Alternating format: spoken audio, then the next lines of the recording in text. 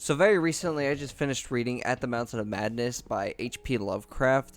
It was a very interesting story. It kind of started off, it was kind of like a weird conference, right, with some scientists and geologists there, and the main character was talking about his expedition that he had went with some of his colleagues to Antarctica to try and discover some minerals under some like volcano deposits or whatever they thought it was.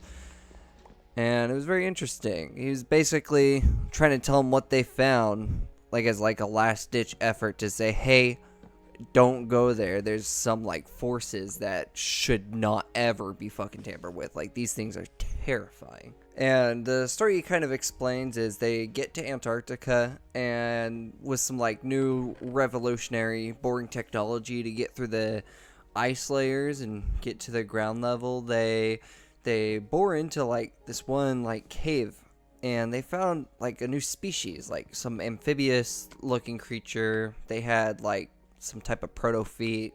They've never like seen anything like this before. Their description was very interesting, and it had like tentacles and wings and gray skin, and still had gills, but obviously could walk on land. You know, so essentially they just take this creature back, and they had to make like a temporary camp for dissecting these creatures and to study them. And what was very interesting is after they started dissecting them and examining their bodies, the main character had ended up basically going out and doing his own thing for a bit. But eventually, he returned to the original camp where they're dissecting these creatures, and it was completely desolate. He thought, oh, the winds just like completely destroyed this place. And I really like the way that H.P. Lovecraft did his foreshadowing, because this actually does come back later, and I thought it would too.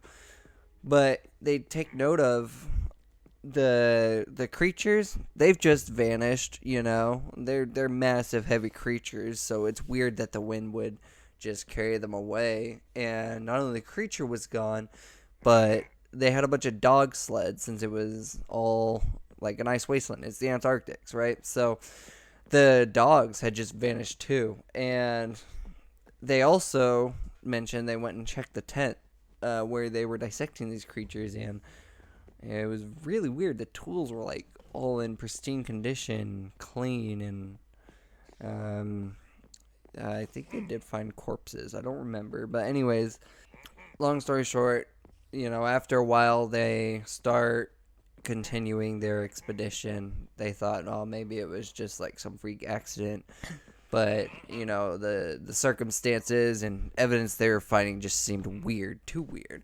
So they're flying around. They saw like a mirage of like some horrifying city, like something they'd never seen before. It was really interesting. It kind of, I would say, maybe gave off like Alien vibes from that series. Maybe where they're like all hatching their eggs was kind of what it seemed like. I don't know, but anyways, they find out that the city that they were seeing was just a reflection of the city under the ice that they're actually going through. So they find an entrance to one of these cities. There's like petrified wood for like the shutters and everything. They finally get into the city.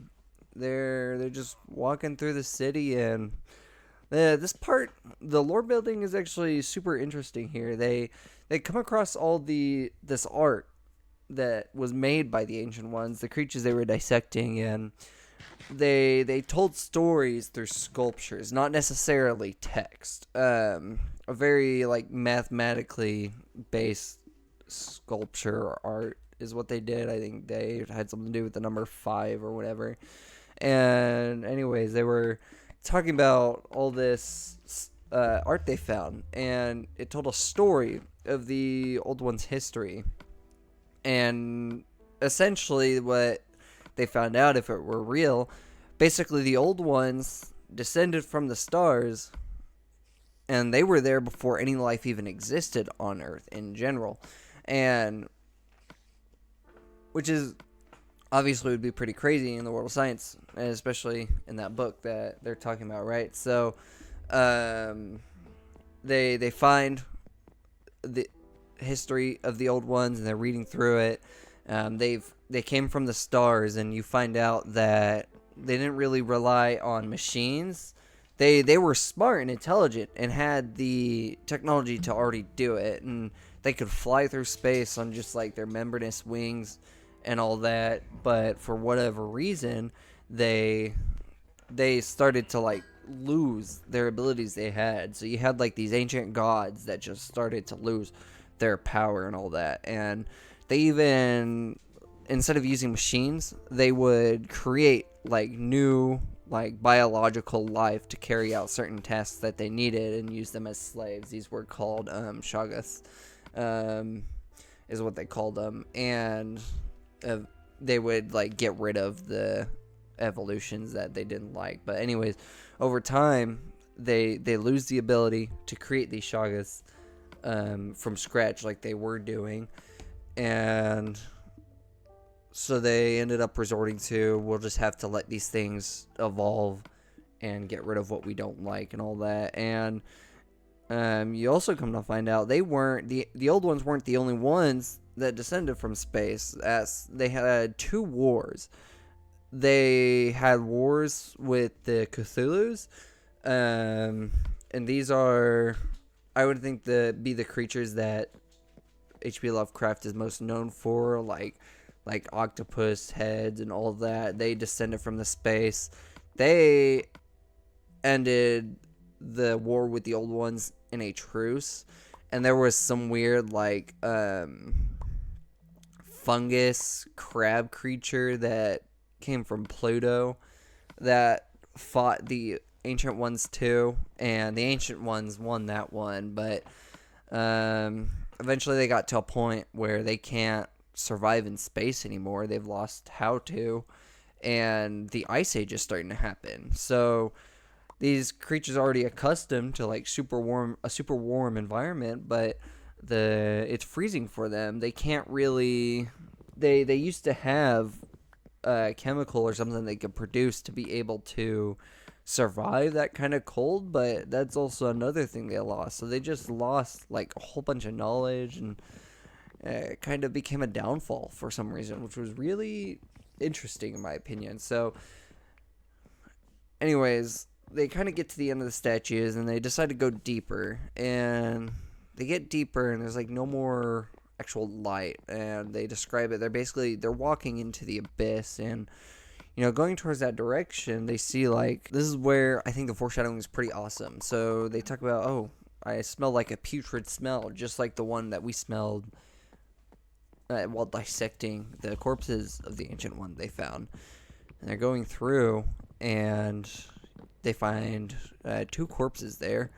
A corpse of someone named Gedney, and one of the dogs that just went missing, which is crazy that they got there, So I wonder if maybe like Lake went insane possibly and dragged them there. But anyways, beside the point, they like run down, and they talk about they come across a penguin, and not your average penguin. It's a penguin they've never seen in anywhere, like brand new species. It's about like 6 feet tall. It's albino, and its eyes are atrophied, so it's just got like slits in his eyes because it can't see in the pure darkness that they're living in. So they come across the penguin, follow it, and they come to like some other room, and eventually they start feeling some dread. They notice that something's following them. They start running away.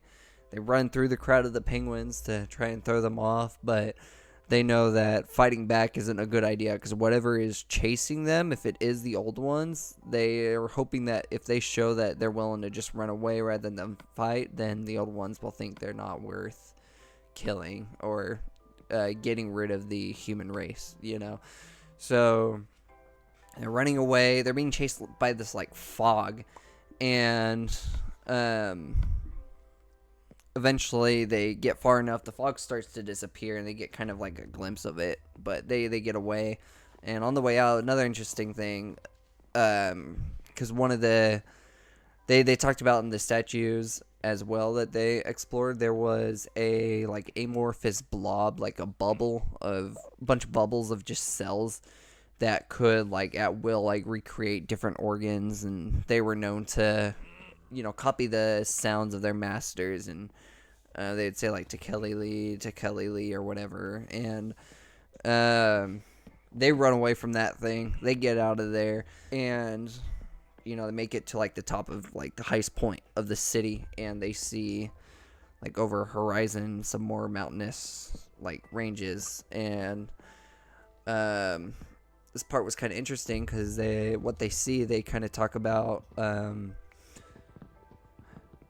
over those mountains is the thing that the ancient ones themselves are afraid of. So they just escaped from some terrified unknown entity, only to infer that there is another being that these essentially gods are afraid of that you can't even fathom, So they just get in a plane, they get away. The main character almost went insane and crashed it, but they all got out of there, and that was pretty much the end of the book. My thoughts on the book: I think it was a very fun read. I really loved the foreshadowing that they did, like super early on. And if you're wanting to get into some reading, I think it's a fun read. It's a bunch of short stories, so they're not very long at all. They're super quick to get through. And I definitely give it a read. It was very mysterious. I probably missed a few details. I just read it and then just went off the top of my dome and made this video and I'm free flowing it right now. So give it a read. I'd probably give it a solid so far, maybe like 9.5 out of 10. Pretty good book. I'd give it a read. Anyways, until next time. See ya.